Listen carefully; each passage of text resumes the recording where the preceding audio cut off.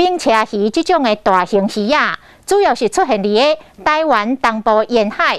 日前有渔民伫个嘉义东石的外海掠到这种鱼啊，讲卖到2万外块的好价钱。啊，因为这个冰车鱼伫个西海岸较少看到，所以在地乡亲甲游客看到这种鱼啊，拢感觉真稀罕，赶紧来翕相做纪念。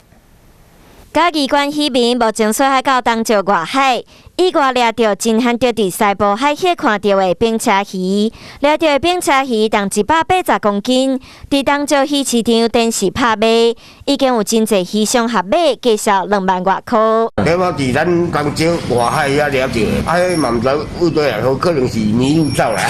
哦，这超级大，加难地的。民众讲无看过遮尔大只鱼啊，可能是捡唔到路走来的。东石这边真罕得看到这种鱼啊。西部海域来说，它的出现其实是非常罕见的鱼类。县府渔业科长张建成解释讲，这是伫花莲太平洋较常出现的冰车鱼。这种鱼啊，大部分拢伫东部出现，伫东石西部海域算是较罕见。